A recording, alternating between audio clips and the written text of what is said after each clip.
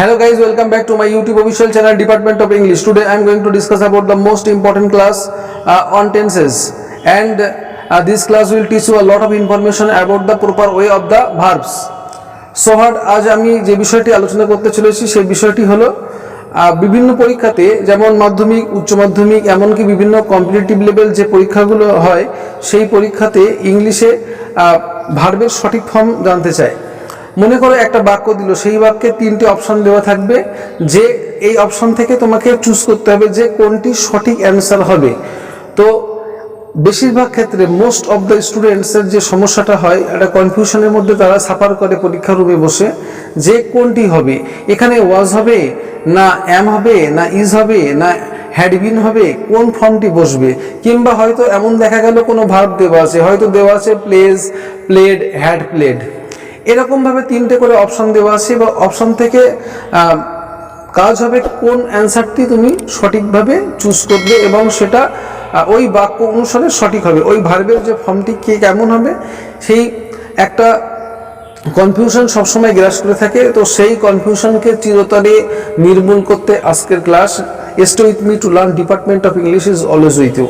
তো আজকের ক্লাসের মধ্য দিয়ে আমি এমন কিছু টিক্সের কথা বলবো তোমাদেরকে, যে টিক্সগুলোকে অবলম্বন করে তোমরা সহজেই খুব সাবলীলভাবে অ্যান্সারটি করতে পারবে। এবং এই অ্যান্সারটি এমনভাবে তোমাদেরকে আজকের ক্লাসের মধ্য দিয়ে আমি দেখিয়ে দেবো, এবং আজকের পর থেকে তোমাদের এই ভার্ব নিয়ে যে কনফিউশন, সেই কনফিউশনটি চিরতরে মুক্ত হয়ে যাবে। সো হট, আজ দেরি না করে আমরা মূল লেসনে ফিরে যাই। এখানে দেখো আমি যে প্রশ্নগুলো লিখেছি সেই প্রশ্নগুলো কিভাবে অ্যান্সার করছে একটু দেখে নাও।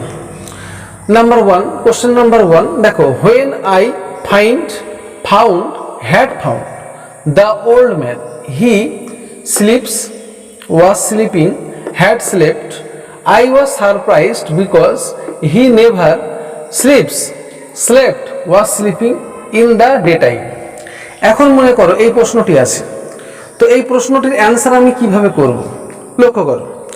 তাহলে ভীষণ একটা কনফিউজ হওয়ার মতো একটা ক্লাস। দেখো, তো এই ক্লাসের মধ্য দিয়ে তোমরা ভালো করে যদি লক্ষ্য করো ক্লাসটি, তো তাহলে আমাদের ভার্ব নিয়ে যে কনফিউশন, সেই কনফিউশনে থাকবে না।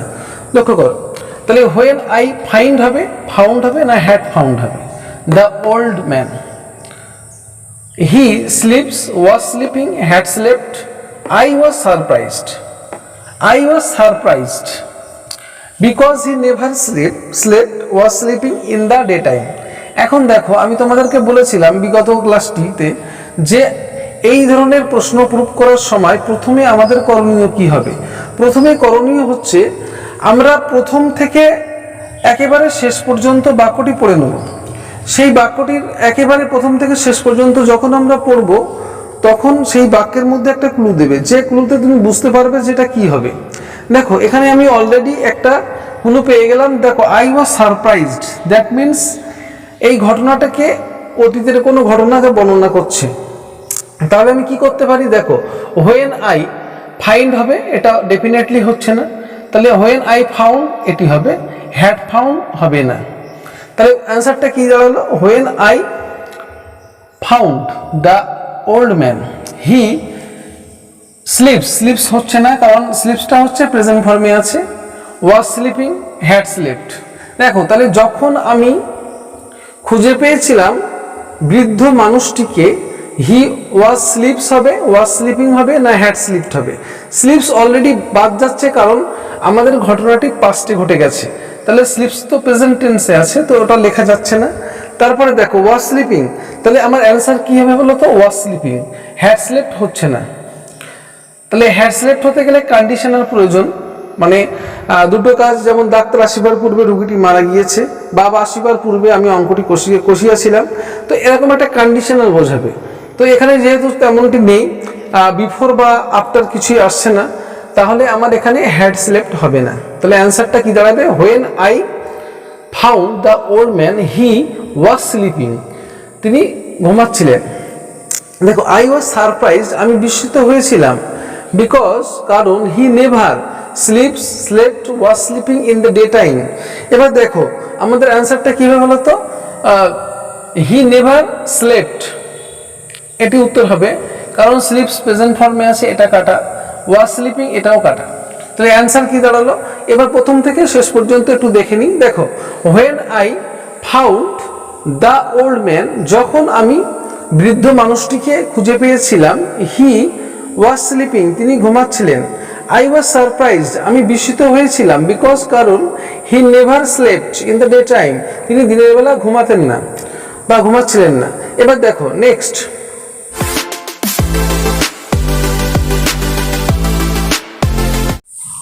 নাম্বার 2, মাই ফাদার, আমার বাবা, had come back to Kolkata last month.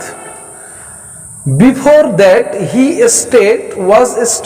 had stayed in Delhi. He had been living there for 3 years. এখন হচ্ছে এই কোশ্চেনটি হচ্ছে আমার এই। এবার দেখো, আমি তোমাকে প্রথমে কি বললাম, মনে করো টোটাল বিষয়টা তোমার অজানা পড়েছে, তুমি কখনোই এমন প্রশ্নের সম্মুখীন হওনি, বা যাতে কোনো রকম কনফিউশন তোমাকে গ্রাস না করতে পারে, তো first of all it is our duty to read whole sentences. দেখো, এখন পরিপূর্ণ সেন্টেন্সটাকে আমাকে পড়তে হবে। তাহলে পড়ি, দেখো, my father had come back to Kolkata last month। দেখো, অলরেডি আমরা একটা ক্লু পেলাম, কি লাস্ট মান্থ মানে কি বলতো, গত মাসে, গত মাস, দ্যাট মিনস এই ঘটনাটা কি পাস্ট টেন্স। দেখো, অলরেডি একটা ক্লু পেলাম, before that was staying, had stayed in Delhi, he lived, had been living there for 3 years। এখন এবার কি যোগ করব? ব্র্যাকেটের মধ্যে যে 3টে করে অপশন দেওয়া আছে, সেই 3টে অপশন থেকে কোন ভার্বটিকে আমি চুজ করব। এবার দেখো, প্রথম আমরা কি আছে বলতো, দেখো, মাই ফাদার কেম, তাহলে কি হবে কেম, এখানে কামস হচ্ছে না, কারণ প্রেজেন্ট ফর্মে আছে, হ্যাড কাম, এটাও হচ্ছে না। তাহলে অ্যান্সার কি হবে, my father came back to Kolkata last month, before that he had stayed, কি হবে, হি হ্যাড স্টেড, তাহলে স্টেড বাদ যাবে, ওয়াজ স্টেইং বাদ যাবে। বিফোর দ্যাট, পূর্বে, হি হ্যাড স্টেড, তিনি থাকতেন, ইন দিল্লি, দিল্লিতে। He lived, had been living. এবার দেখো আমরা কি যোগ করবো বলতো, কি যোগ করব, he lived there for 3 years, he lived there for 3 years।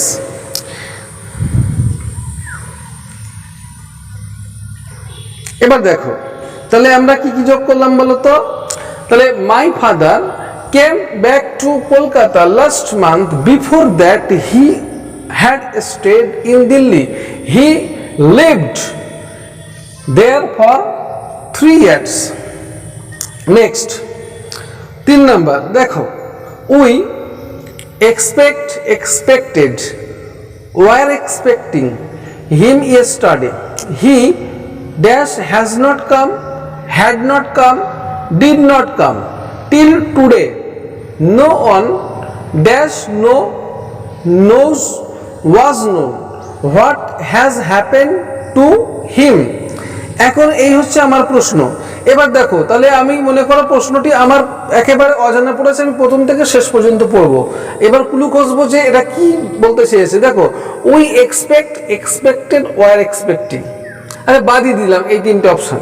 দেখো, হিম ইয়েস্টারডে মানে কি গতকাল, গতকাল মানে কি অলরেডি ঘটনাটি পাস্ট হয়ে গেছে, তাহলে কি যোগ হবে, উই এক্সপেক্ট হবে না এক্সপেক্টেড হবে না ওয়ার এক্সপেক্টিং হবে, তাহলে উই এক্সপেক্টেড হবে, পাস্ট টেন্স, এক্সপেক্ট কাটা যাবে, ওয়ার এক্সপেক্টিংও বসবে না। He has not come, had not come, তারপরে ডিড নট কাম, দেখো হি হ্যাজ নট কাম বসবে, কি হবে, he has not come, he has not come. দেখো, তারপরে কি যোগ হবে, তাহলে এখানে হ্যাড নট কাম কাটা যাচ্ছে, ডিড নট কাম ও কাটা যাচ্ছে, টিল টুডে। এখন আমি এখানে হ্যাজ নট থেকে কেন চুজ করলাম বলো তো, এখানে টুডে আছে মানে আজ, আজ মানে প্রেজেন্ট সিচুয়েশনকে ইন্ডিকেট করছে, সেই কারণে আমি আগের বাক্যটি যেহেতু ইয়েস্টারডে ছিল, সেই ক্ষেত্রে আমি এখানে ভার্বের V2 ফর্ম ইউজ করেছি। এবার দেখো, দ্বিতীয় বাক্য আবার প্রেজেন্টে ফিরে এসছে, দেখো, he has not come till today, no one knows, was known, what has happened to him, তাহলে কি হবে বলতো, নো ওয়ান নোজ, কি হবে, নোজ, এই নো হবে না, আবার ওয়াজ নো হবে না। তাহলে কি ঘটনা, এবার একেবারে প্রথম থেকে শেষ পর্যন্ত একটু দেখে নি কি হলো। তাহলে we expected him yesterday, he has not come till today, no one knows what has happen to him. এবার আমরা চতুর্থ কোশ্চেনে ফিরে আসি, কোশ্চেন নাম্বার 4। দেখো, ডেঙ্গি, এখানে কি বলছে, dengue broke out has broken out in Kolkata, every day at least 50 people were admitted to ID hospital and 2 or 3 of 5 patients died of this disease। দেখো ডেঙ্গু, তাহলে ডেঙ্গু কি হচ্ছে, broke out has broken out in Kolkata. তাহলে answer কি হবে, দেখো dengue has broken out in Kolkata,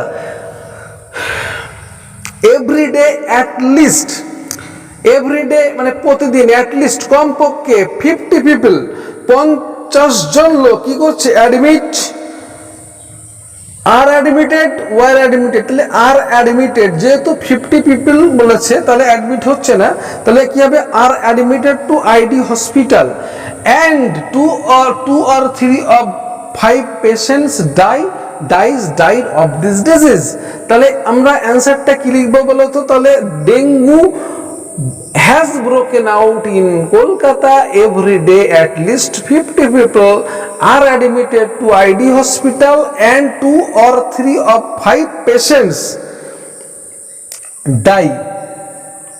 dies হবে না, died হবে না, die of this disease। তাহলে এবার দেখো একটু বিষয়টি ক্লিয়ার করে নাও। দেখো তাহলে আমি এখানে কি কি অ্যাড করলাম, দেখো তাহলে পুরোটা পড়ে দিই। দেখো, dengue has broken out, every day at least 50 people are admitted to ID hospital and 2 or 3 of 5 patients die of this disease। তাহলে একেবারে অ্যান্সারটি কি কি হলো আমি তোমাদেরকে দেখিয়ে দিলাম। এবার তাহলে দেখো, তাহলে আরেকবার প্রথম থেকে শেষ পর্যন্ত একটু দেখে নিই। দেখো, when I found the old man, he was sleeping, I was surprised because he never slept in the daytime। Number 2, my father came back to Kolkata last month, before that he had stayed in Delhi, he lived there for 3 years। Number 3, we expected him yesterday, he has not come till today, no one knows what has happened to him। Number 4, dengue has broken out in Kolkata, every day at least 50 people are admitted to ID hospital and 2 or 3 of 5 patients die of this disease। So dear student, আজ class আমি এখানেই শেষ করছি, দেখা হচ্ছে next ভিডিওতে। ক্লাসটি কেমন লেগেছে তোমরা কমেন্টের মাধ্যমে জানাবে। ক্লাসটি তোমরা বেশি বেশি করে বন্ধুদের মধ্যে শেয়ার করবে, লাইক দেবে। চ্যানেলটি সাবস্ক্রাইব করা না থাকলে সাবস্ক্রাইব করবে। ততক্ষণ তোমরা সবাই সুস্থ থাকো, সুন্দর থাকো। All the best.